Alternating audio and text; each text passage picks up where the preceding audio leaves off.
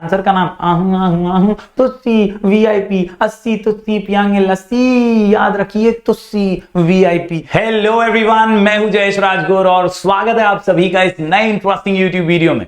दोस्तों हम पढ़ रहे हैं क्लास 12 का इकोनॉमिक्स न्यू सिलेबस और ये है चैप्टर नंबर 7 का लेक्चर नंबर 7। जी हां दोस्तों, अभी तक आपने वीडियोस नहीं देखे हैं नेशनल इनकम के तो जरूर देखिएगा, क्योंकि ये chapter is one of the most important chapters of this year syllabus. जितना इंपॉर्टेंट 3A 3B है डिमांड एनालिसिस है, उतना ही इंपॉर्टेंट ये चैप्टर भी है। एग्जाम में 8 मार्क्स दे सकता है आपको और बहुत ही जबरदस्त चैप्टर है। हमने पूरी सीरीज बना करके रखी है नेशनल इनकम की, जरूर प्लेलिस्ट में चेकआउट कर लीजिएगा। ऊपर आई बटन में, नीचे डिस्क्रिप्शन में आपको IMP क्वेश्चंस भी मिलेंगे। हमारा टेलीग्राम चैनल है स्काई एजुकेशन ऑफिशियल और यहां पर 10,000 से भी ज्यादा स्टूडेंट्स हैं जिनको PDF नोट्स और IMP क्वेश्चंस की लिस्ट हमेशा रेगुलरली मिलते रहती है। साथ ही साथ दोस्तों आप हमारा ऐप डाउनलोड कर सकते हैं, नाम है स्काई एजुकेशन। वहां पर सुपर स्टार बैच चल रहा है एब्सोल्युटली फ्री, जिसमें हम नोटिफिकेशंस डालते हैं, video notifications of different subjects. तो जरूर आप अपना प्यार वहां पर भी बरकरार रखिए, सारी चीजें एब्सोल्युटली फ्री आप ही के लिए हैं। आज का वीडियो क्या है, तो आज के वीडियो में हम जानने वाले हैं about theoretical difficulties in measurement of national income.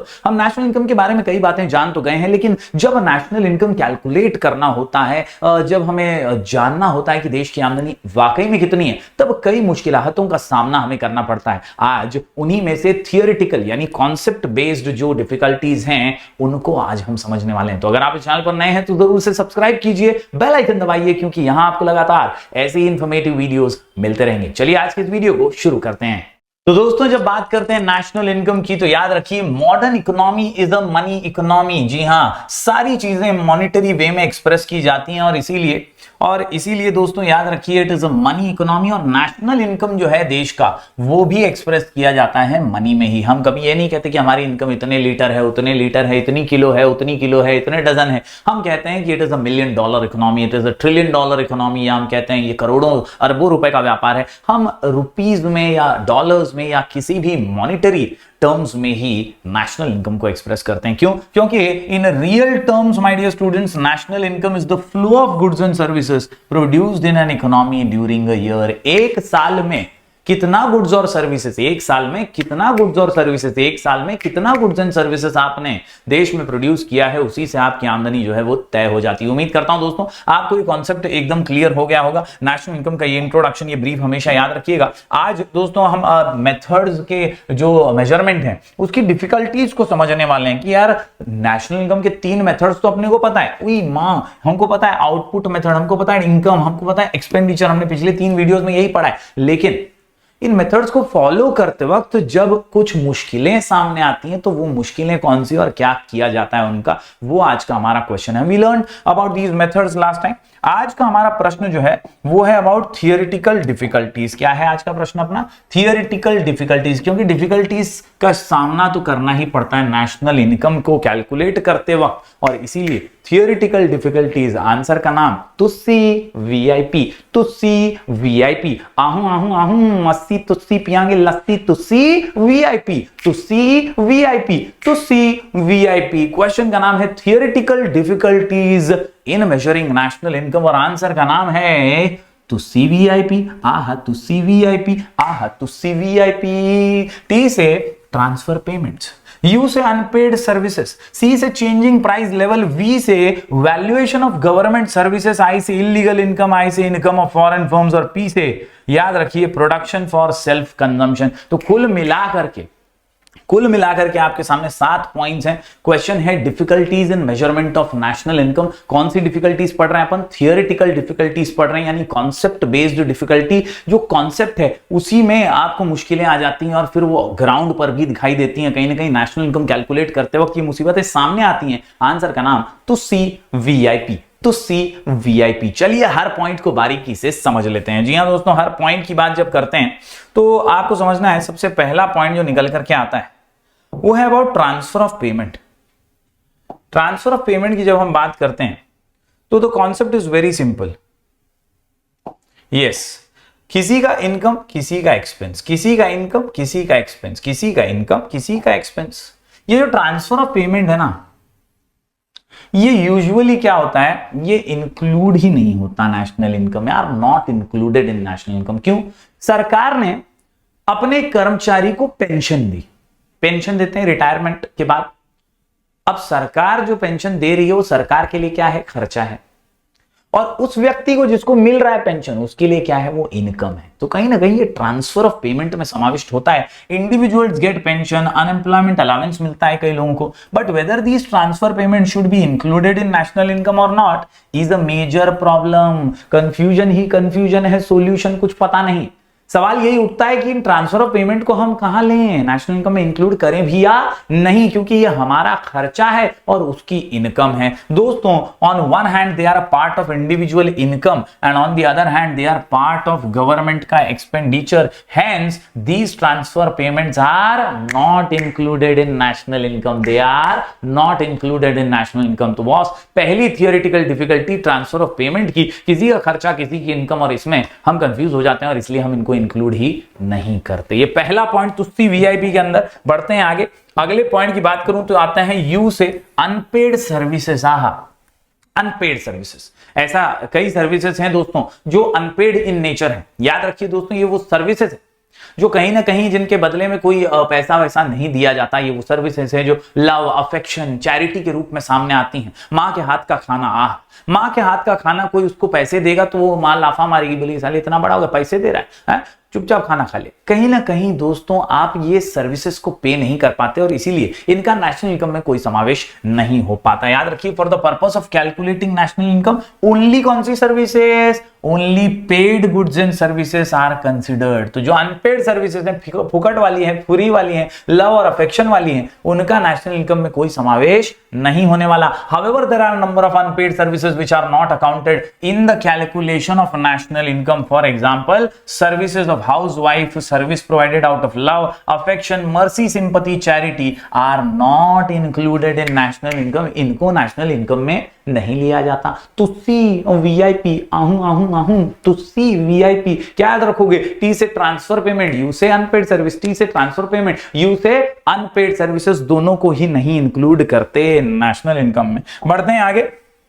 अगला पॉइंट जो निकल करके आता है वो है सी से चेंजिंग प्राइस लेवल। क्योंकि प्राइस तो यार बदलता रहता है, उतार चढ़ाव प्राइस में आते रहता है, मार्केट में भी आता रहता है। प्राइसेस जो हैं कभी कभी बहुत बढ़ जाते हैं, कभी कभी कम भी हो जाते हैं। ये चेंजिंग प्राइस का लेवल जो है ना दोस्तों, ये बहुत ही जबरदस्त चीज है। Difficulties in calculating income arises due to changes in price का लेवल। याद रखिए दोस्तों, for example, when the price level rises the national income में शो एन इंक्रीज। क्योंकि भाव बढ़ गया है, अब ज्यादा भाव से कैलकुलेट किया नेशनल इनकम को तो नेशनल इनकम ज्यादा लग रही है, लेकिन प्रोडक्शन तो कम हुआ है, भाव बढ़ा है। समझ रहे हो, गुड्स कम बने हैं, क्योंकि वो महंगे हैं, नेशनल इनकम ज्यादा दिख रही है। अब दूसरा भी केस हो सकता है, इवन दो द प्रोडक्शन में भी डिक्रीज्ड। याद रखिए, दूसरा केस क्या हो सकता है, when the price level falls, जब चीजें सस्ती हो गई तो नेशनल इनकम डिक्रीज हो जाएगी। क्यों? क्योंकि यार प्रोडक्शन बहुत हुआ है मगर वो सस्ती हैं चीजें, इसलिए नेशनल इनकम कम दिख रहा है ना। तो ये वाइज वर्सा हो सकता है, प्राइजेस के लेवल की वजह से भी नेशनल इनकम कैलकुलेट करने में डिफिकल्टी सामने आती है। ज्यादा प्राइस होने पर नेशनल इनकम हो सकता है शो हमें कम दिखाई दे क्योंकि प्रोडक्शन कम हुआ है, और दूसरी तरफ कम प्राइस होने पर हमें ये दिखाई दे कि यार नेशनल इनकम में भी इंक्रीज क्योंकि प्रोडक्शन ज्यादा हुआ है। तो उम्मीद करता हूं दोस्तों आपको ये एक और पॉइंट समझा होगा कि चेंजिंग प्राइस का लेवल जो है ना, ये भी नेशनल इनकम की एक डिफिकल्टी है, थियोरेटिकल डिफिकल्टी। तो सी वीआईपी में सी से चेंजिंग प्राइस लेवल। बात करें अगर अगले पॉइंट की, तो वीआईपी का वी है वैल्यूएशन ऑफ गवर्नमेंट सर्विस, सरकारी सर्विसेज।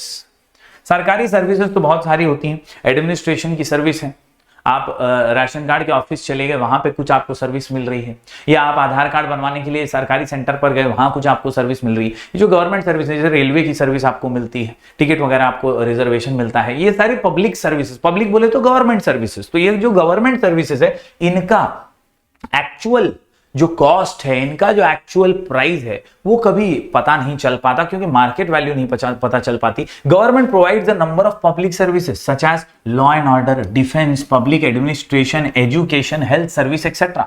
हॉस्पिटल भी है सरकारी स्कूल भी है, यहां पर सुविधाएं जो है सरकार देती है। The calculation of these services at market price is difficult.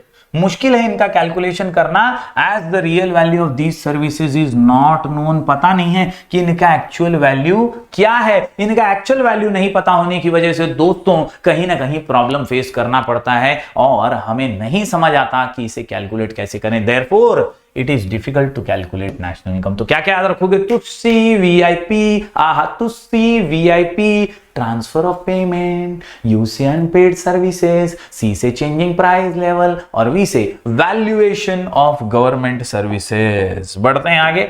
आई से 2 points, income of foreign firms और इलीगल इनकम। बड़ी ही आसान पॉइंट।